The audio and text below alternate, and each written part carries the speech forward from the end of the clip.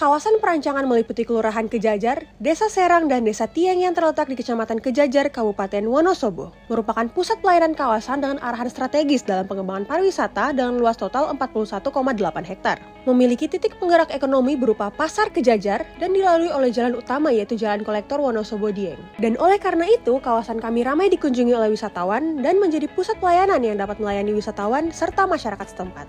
Keunggulan yang dimiliki pun menimbulkan tantangan tersendiri yang dapat ditingkatkan dalam rancangan kami, seperti minimnya diversifikasi produk yang dijual pada pasar Kejajar, infrastruktur pengelolaan persampahan yang belum terintegrasi dan terbatas, serta terbatasnya akomodasi, aksesibilitas, dan amenitas yang belum dapat mendukung kegiatan pariwisata. Oleh karena itu, kami mengangkat isu utama yakni belum maksimalnya peran kawasan perancangan dalam mewujudkan kawasan perancangan sebagai support area pariwisata KSPN Dieng pada tahun 2045.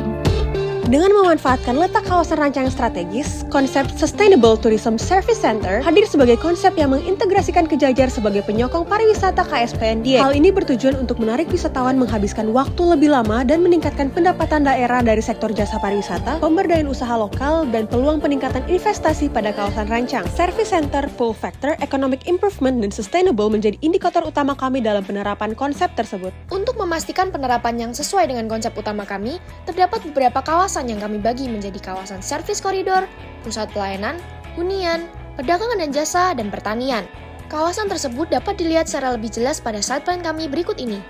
Kemudian, Urban Design Guidelines kami susun berdasarkan analisis dan perhitungan preskriptif dan performance berupa aturan wajib, utama, dan anjuran, serta bagaimana kondisi existing dan kondisi yang disarankan pada kawasan perancangan. Yang pertama adalah kawasan servis koridor, terdiri dari rest area, pasar Kejajar, pusat UMKM, dan pusat pelayanan berupa puskesmas, koramil, dan polsek, yang mana memiliki perhitungan peraturan wajib sebagai berikut. Kemudian, bangunan di kawasan ini akan berorientasi tegak lurus menghadap jalan dengan sirkulasi 2 jalur undivided selebar 8 meter, lengkap dengan jalur pedestrian dan street furniture.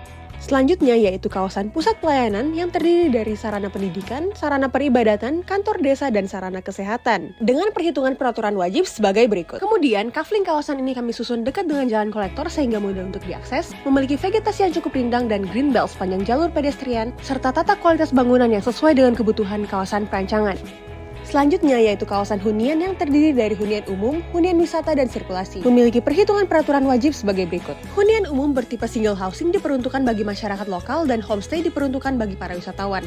Dilengkapi dengan jalur pedestrian serta street furniture. Kawasan perdagangan dan jasa terdiri dari homestay dan warung dengan perhitungan peraturan wajib sebagai berikut. Kawasan ini kami letakkan dekat dengan kawasan permukiman sehingga mudah untuk dijangkau masyarakat. Yang terakhir yaitu kawasan pertanian yang merupakan lahan hortikultura dengan perhitungan peraturan wajib sebagai berikut. Memiliki sirkulasi yang tepat sehingga mudah dijangkau oleh kendaraan pertanian untuk keluar masuk ke area pertanian.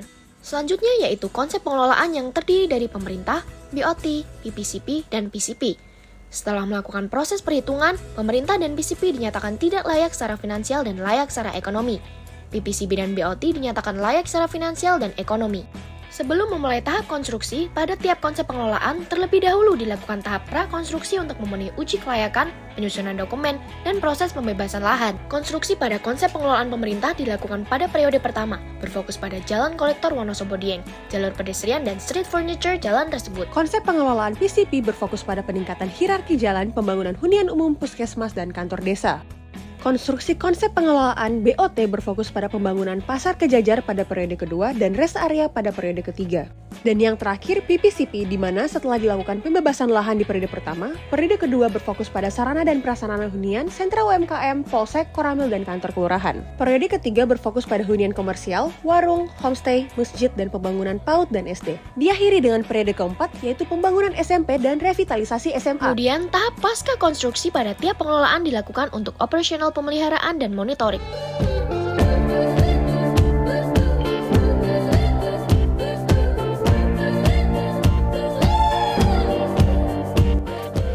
Menuju Sustainable Tourism Service Center, Kejajar berjalan bersama berkelanjutan untuk Wonosobo.